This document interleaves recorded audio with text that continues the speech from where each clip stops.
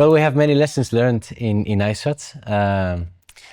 I think that mostly we would say to try to anticipate and to learn a lot from the original one, but try not to stick too much to the original version, to think a little bit out of the box as well, and to anticipate some things. But like, I don't know if we're going to talk about that later, right? Yeah, it's okay. Anticipate a few things, like adapting it to your own context, like in terms of bureaucracy and paperwork and the reality of the people you're working with.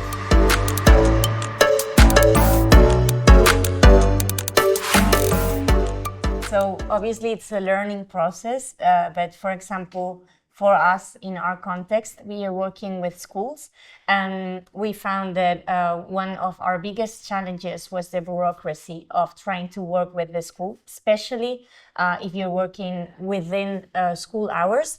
And so something that we would have done differently was starting this process before, because even if your implementation will not start until the beginning of the school year, the bureaucracy and the agreements with the school must start a lot before. And we didn't anticipate that.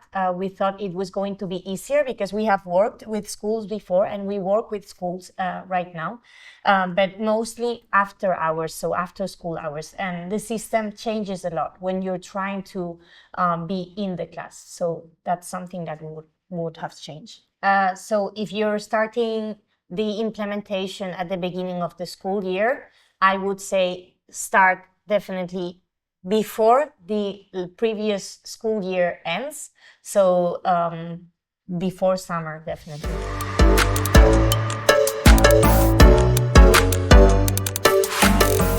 Well, as we were saying, mostly to learn about the original version, what makes Icehearts be Icehearts, but try to deconstruct it a little bit to extract what the essence of Icehearts is, which in the end is to having very good mentors, very well trained mentors with the groups of kids, and then try to think outside of the box, as I said, in order to find different activities that are adapted to your own reality. Sports and physical activities obviously are going to be there, but what else can you do with them? So again, don't focus too much in how they did this in Finland, but rather how could we do this in my country? And also, if I can add something on this, one recommendation for future adopters would be not only focus on where Finland is now and where Icehearts Finland is now, but also where it started, because we all started somewhere and they did too. And sometimes I think it's easy to get lost if you try to think of, oh, I have to do all these things because Finland is doing all these things. But you can start with something smaller and then go step by step and try to do better each time.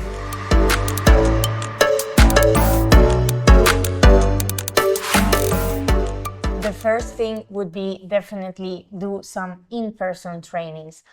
For us, that was super important because apart from the training itself, you get to start creating a network of support around the mentors. And then the second one would be include some child protection training or safeguarding training. This is really necessary. Even if people have the best intentions and they are motivated to be a part of the project, you need to be sure that the children are protected because that's our main focus and our main target. And to do that, you need some training. A third thing I think would be keep it playful, because it can be a bit overwhelming. I think all of us in the Icehearts project have been overwhelmed at a certain time during the project. And for the mentors, when they are starting the training, this is the first impression with the project. So try to keep it playful. And so this way they can get to know the project, but not be so stressed about everything. And the fourth, I'm going to repeat myself with the question before, but is try not to focus as much on a specific model and specific activities that they have to do, but try to give them the option of be creative, design their own implementation, because you can use the training to do this, and they can have inspiration from one another and create something different, but that's still the Icehearts model. Okay, so, well, as I was saying, we did some in-person trainings and we had different topics covered. So first we had this child protection training where we had an expert in child protection, actually a consulting company, come to explain all these safeguarding issues to the trainers, and also to do some practical cases with them so that they can try to begin imagining the kind of challenges that they will be facing when working with children, especially working with vulnerable children. Then we also had a part of social mentoring and psychological development of children, because it's important to understand that children are different at different ages, and the process that they go through has obviously an impact on the way they behave. So if you understand this, it's easier to understand them and to be empathetic with them. So we also included that, and that part was also not developed by us. So we had the opportunity to count with the psychological faculty of the University of Seville. And then the third part, we tried to include a bit about our own methodology, which is a sport for development methodology, to have the trainers understand that if they are going to be doing sport sessions with the children, the most important part is not really being the best sportsman ever, but it's just being there with them and having also topics covered during this session about pro-social behavior. So things such as emotional regulation, group belonging, that's what we really want to target in these sessions. And finally, we did a last part of the training that was more a workshop where they tried to design their own implementation plan. So this way they left the day already having seen all the explanation from the Icehearts model, all these different topics that they are going to need when they start implementing, and then they finish seeing, okay, now my own picture, what's it going to look like?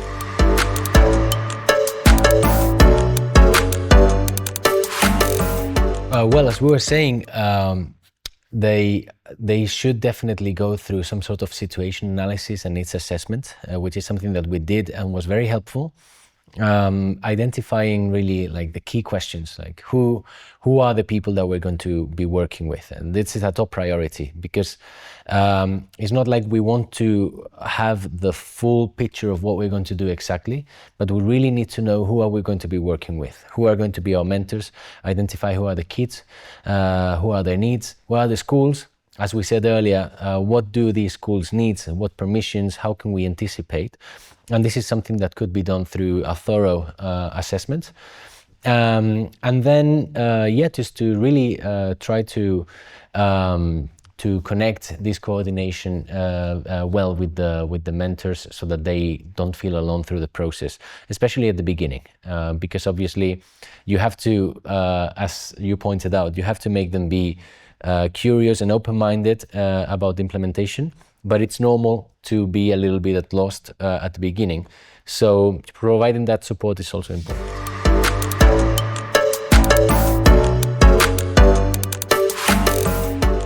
Money. Well, obviously it's a bit of like the elephant in the room. Everybody keeps asking, this is a 12-year program, you're going to be doing it in 1 year. Obviously, we have not only adapted it, but we are trying to make something out of it as well, to plant a seed of saying, look, the effect that the original Icehearts is having requires time and investment. And obviously, one of the key supporting strategic documents that we have with Icehearts is related to the social return of investment of it. So sustainability will come by connecting with stakeholders on different levels.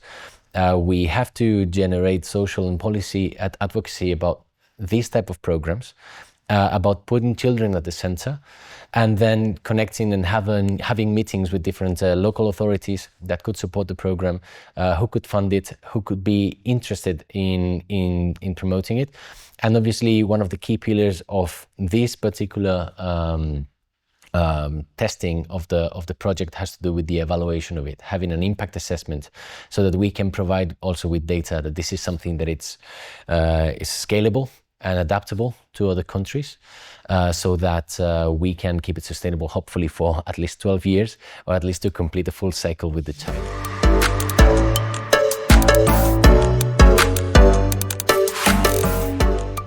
For the mentors, I think one of the key elements is this support we were talking about, because it's a lot of pressure to work with children, especially more if they come from vulnerable backgrounds, because you're going to be living a lot of beautiful stories, but you can also have some difficult cases, especially at certain ages.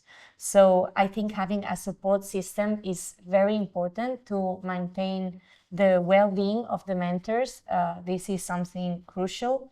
And then another thing would be having some continuous training. So do not leave the training to just the beginning and then you go and it's your responsibility. We are trying to design a training program that is ongoing throughout the whole duration of the project, so that the mentors really feel that they have someone that they can rely on. And for the participants, I think it's just a matter of the relationship that they create with the mentors, and at the same time of the kind of activities that they do. So as long as you keep on doing activities that are fun for them, and as long as their opinion gets listened to and valued, I think that's the most important part to get them to stay. So we try to interact with our participants as much as possible. Ask them for their opinion, ask them what kind of activities would they like to do. If you are choosing a sport, even what kind of sport would they like to do. And this is crucial also for us, so that participants feel welcome, feel that they belong, and well, if you have that, then they will want to stay.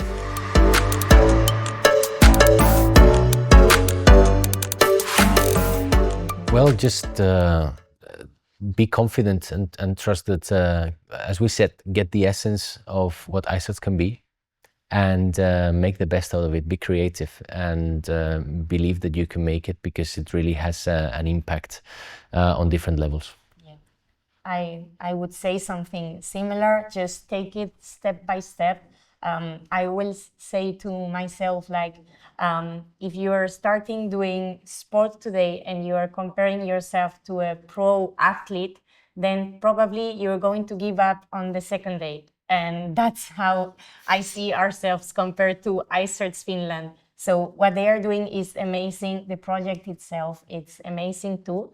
But you will not get there in 2 days. And that's fine, as long as you're on the journey of getting there.